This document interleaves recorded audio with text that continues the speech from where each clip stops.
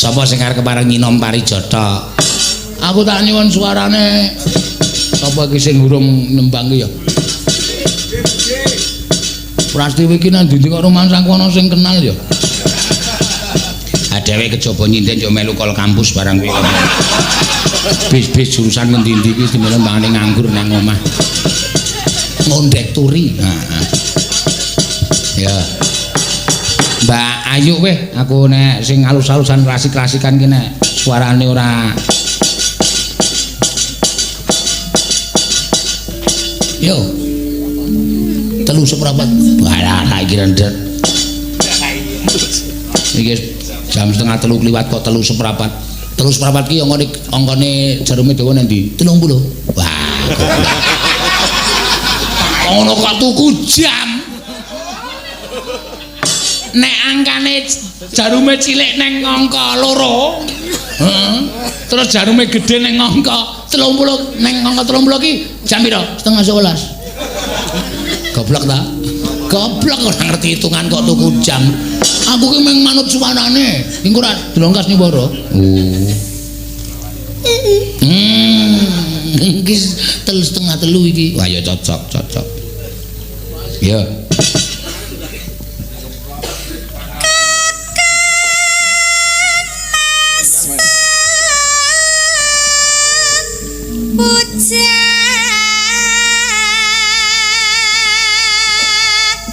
Neng wah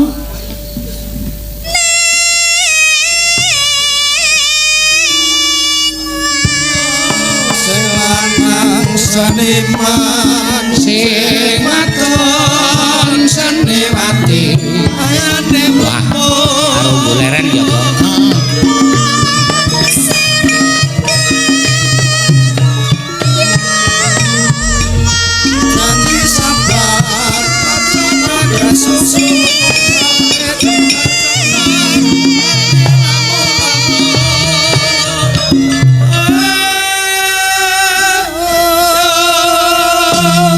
Kabeh apa jenenge iki cakepan girong iki mesti mengku pitutur. Gimana apa iki? Janji sabar aja kesusu sawahe jembar-jembar marine lemu-lemu. Oh. Janji sabar. Aja kesusu sawahe jembar-jembar.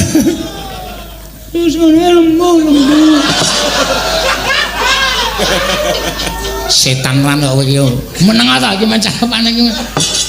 Yo. Wes. Kalau menjing nganti mendrep. Ya.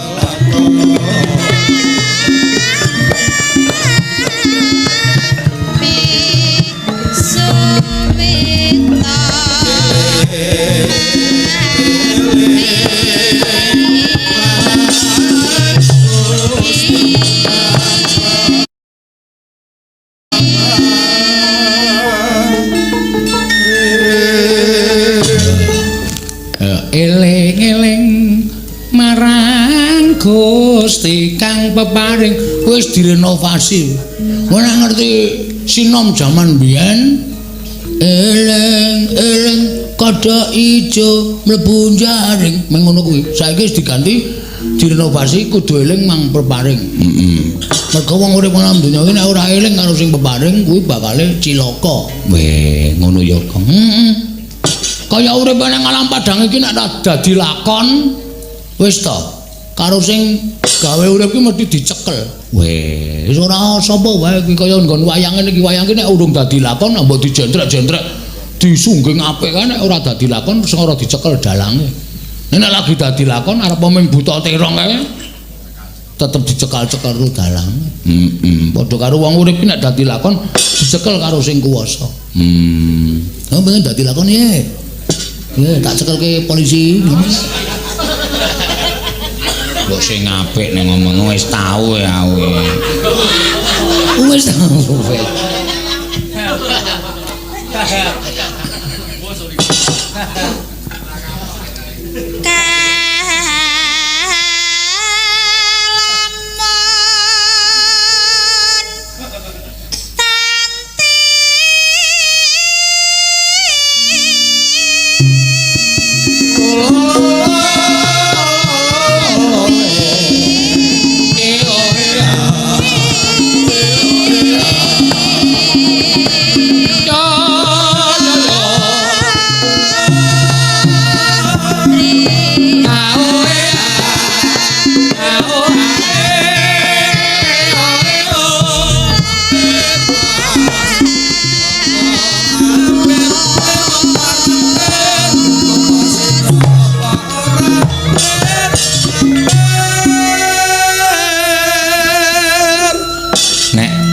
Mampir-mampir iki tuladane apa, Gong?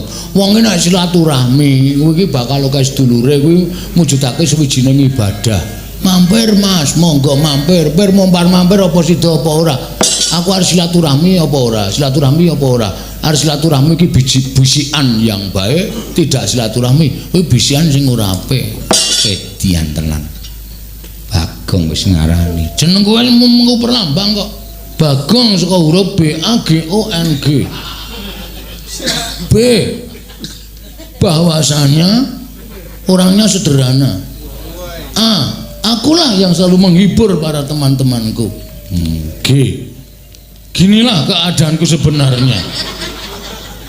O. Olah swara, olah tetembangan, olah budaya yang menjadi keahlian Bagong. N. Nasionalisme saya orangnya. G. Ginilah orangnya.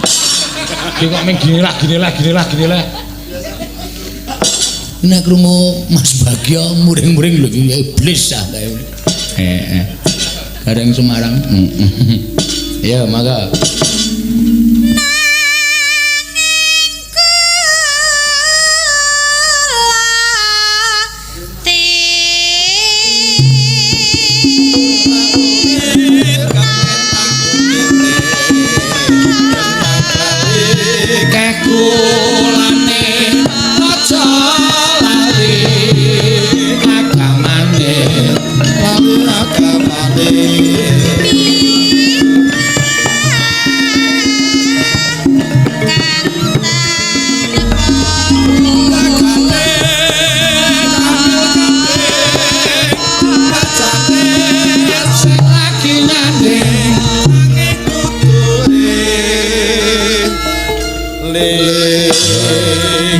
godho ning donya sing abot dhewe mung 3, harta, tahta, wanita.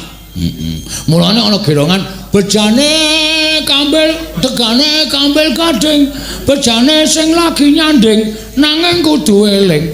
Nyanding kaya ngapa piyayi ayu tetep kudu eling. Nek wis duwe sing wis duwe garwa. Sing duwe garwa, duwe putra kudu eling karo putrane karo garwane. Ngono ya, Gong. Wah, aku barang umur 47 rada apik omonganku. Lah iya. Kamu ndak setahun nek kok ndur kaya wis malik grimbyang. Wis biasane wae, Gong. Oh ya nek iso aja eling. Kok njur aja eling ora. Mangga bacet. Enak. Ya.